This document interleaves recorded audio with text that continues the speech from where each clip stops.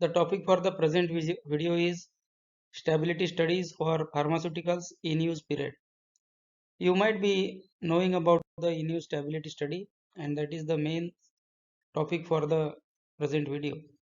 In this video, we are going to learn about the overview of the in use stability studies, current regulatory guidances, in use stability study key concepts, when the in use studies are required, protocol design for in use studies, study design elements like duration, frequency, and materials, selection of batches and study of the key attributes of the batches for in-use stability period, analytical procedures and acceptance criteria, risk-based approach for in-use stability studies, and finally, we will see the key conclusions.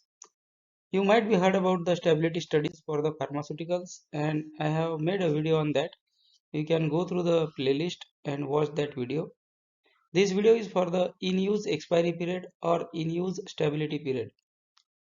There are two types of stability, mainly the formal stability study that is called as shelf life, and the in-use stability study that is called as the in-use expiry period or in-use shelf life. You might have come across such formulations which are multi-dose formulations like oral suspensions, oral solutions, tablets packed in bottles or multi-dose containers, then injectables for reconstitution, powder for reconstitution. All these formulations are required to undergo the in-use stability studies. And that is because once you open the container and start using it, it loses the integrity, it gets exposed to the environment, and that's why it is important to maintain the quality of the pharmaceutical product during in-use period to safeguard the public health and to have regulatory compliance for safety and efficacy. The definition of the in-use stability studies is studies that assess the stability of the product after primary container is opened or through dilution reconstitution for the liquid products. Multi-dose containers may be containing the liquids, semi-solids, and also the oral solid formulations. Mainly, this video will deal with the oral and liquid formulations. Objective of these in-use stability studies is to ensure that the drug product maintains its quality during the preparation, handling, and administration, and during the use by the patient and the healthcare provider. The quality includes physical, chemical, and microbiological parameters. Coming to the reason behind in-use study, why in-use stability study matters? Because in the actual use by the patient will repeatedly open the containers and the container enclosure will lose the integrity. So real world conditions, post opening conditions simulate actual patient use, that is repeated withdrawals from the multi-dose vials, reconstitution and multi-dose bottles like tablets and capsules. Regulatory requirements critical for approval of the certain drug products, particularly those packed in multi-dose or reconstitutable forms. Reconstitutable forms may be for oral administration and for injectables. This stability study is required to ensure product integrity, maintaining quality ensures patient safety and efficacy. So currently, what are the guidances for in-use stability study? In ICH, currently there is a guideline not available for in-use stability study particularly. But in future, revision of ICH guidelines will likely to include specific guidelines for in-use stability study.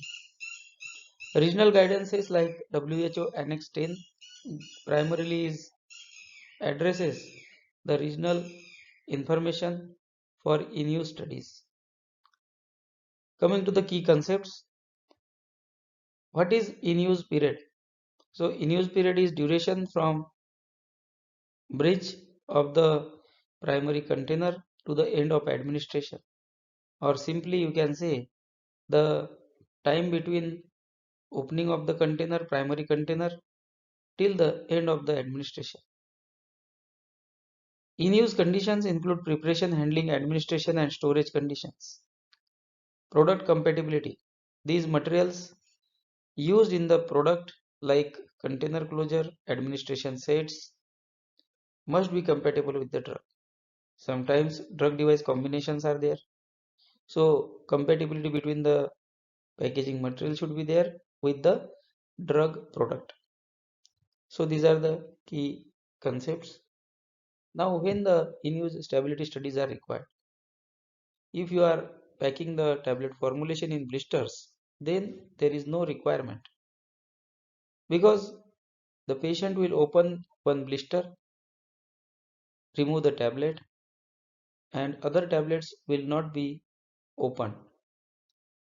So that is single dose product, or it may be unit pack. So that time in use studies are not required. But if the drug product is single dose, but when handling it is required to dilute or reconstitute prior to administration, then in use stability studies are required. For example, if you are using injectable powder or powder for injectable solution suspension, you need to mix the powder with water for injection, and then you need to administer. So then that time in use stability will be required.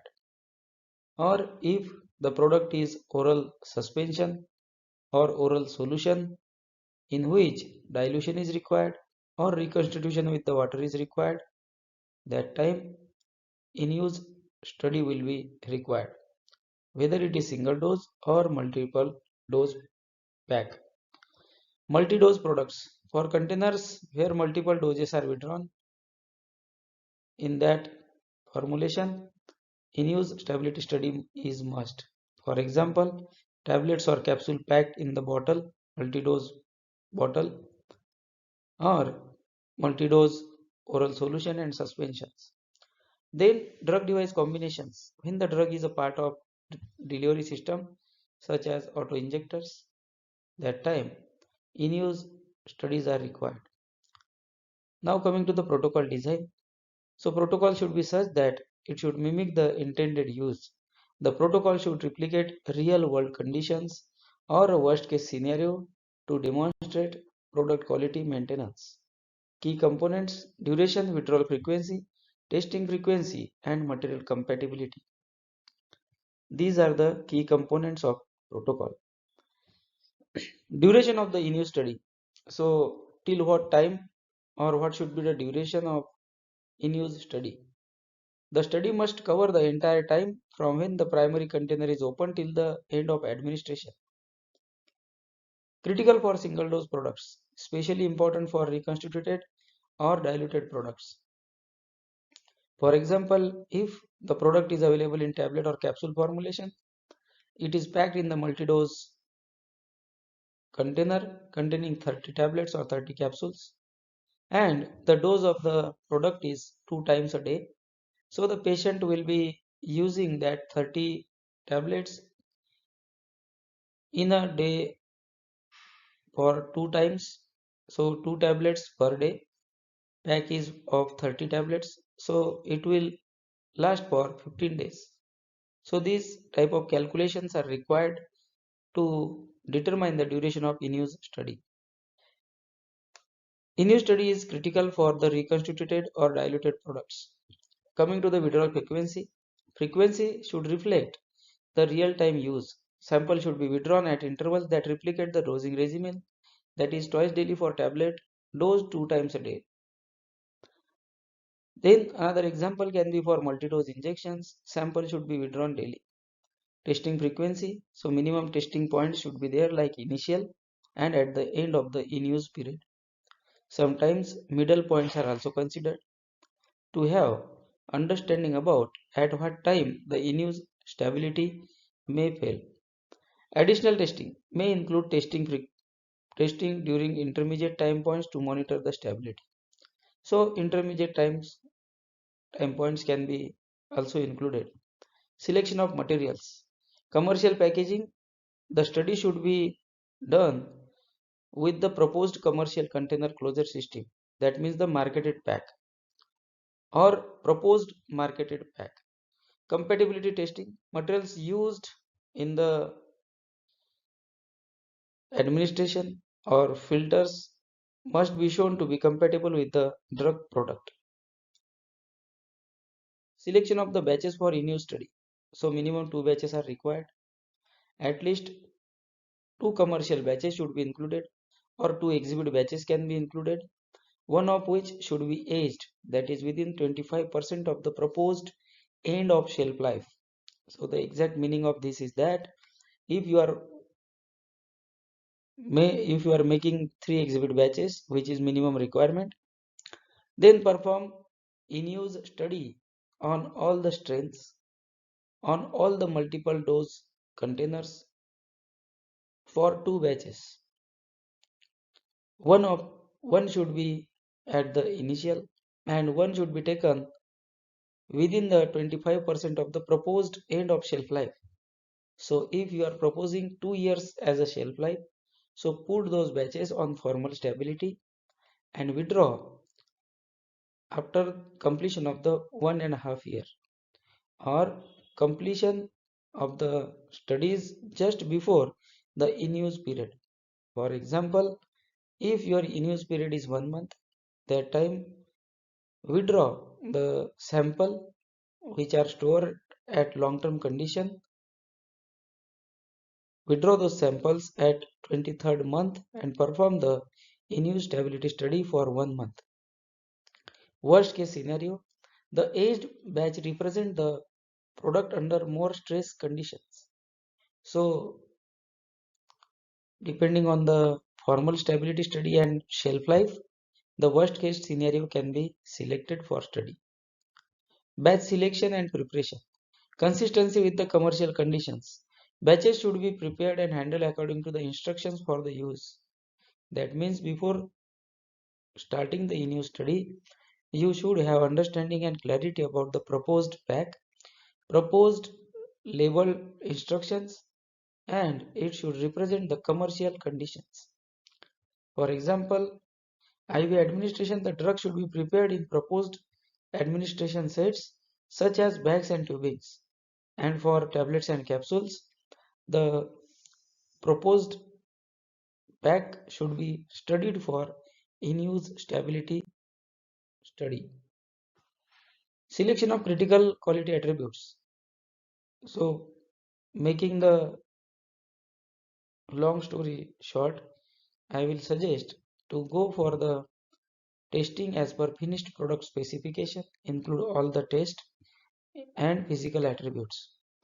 CQS, that is critical quality attributes, most likely to change during the in-use period, starting from description, assay, RS, water content, dissolution, all these things are to be done. Then risk-based approach. Selection of attributes should be based on the likelihood of degradation or change during the in-use period. Common attributes like appearance, particles for injectables, potency, microbial load, assay, impurity level, dissolution, depending on to the formulation design. Analytical procedures and acceptance criteria. So consistency with the stability specifications. As I have mentioned that finished product specifications should be used or should meet during the in-use stability test. Use the same validated methods as in the commercial stability testing. Surrogate methods, in some cases, stability indicating parameters such as potency may not be feasible and surrogate measures can be used. So depending on to the product design, these changes can be done on case by case basis. Risk-based approaches in use stability study design. Tailored approach.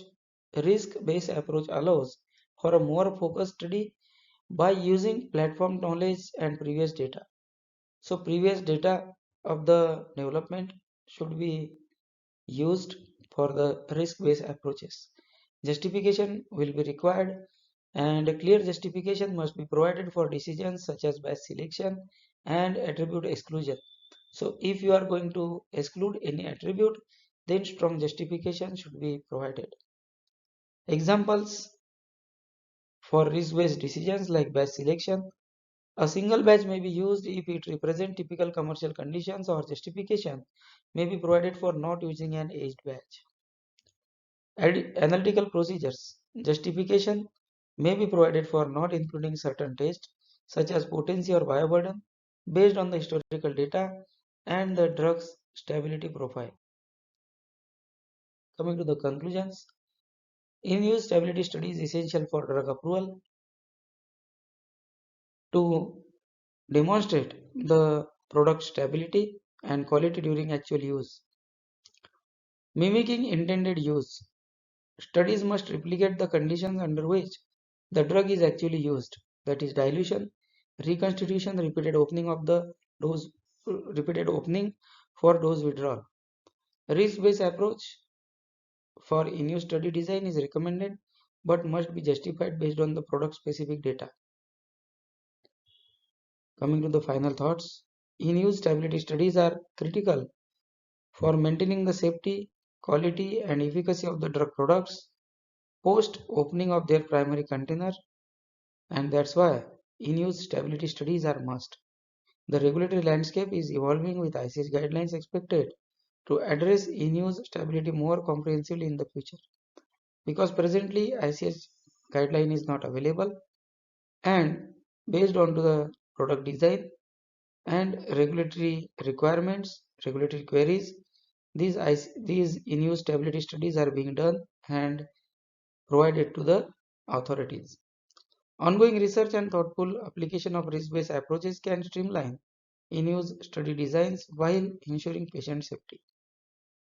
So these are the conclusions and final thoughts on in-use stability study. I have one question for you, like if your formal stability study is passing for particular product, but the product is failing in the in-use study, then what can be done? I want to make you known about the some points like in-use stability is must for all the products which are packed in multi-dose containers and also for the products which require reconstitution. Perform in-use stability studies onto the final formulation or final prototype formulation during the research phase only, so that you will not get any surprises during the pivotal studies. Also, try to improve the packaging, and if at all the product is not stable in multi-dose containers, then go for unit dose packaging. So these are some of the best practices.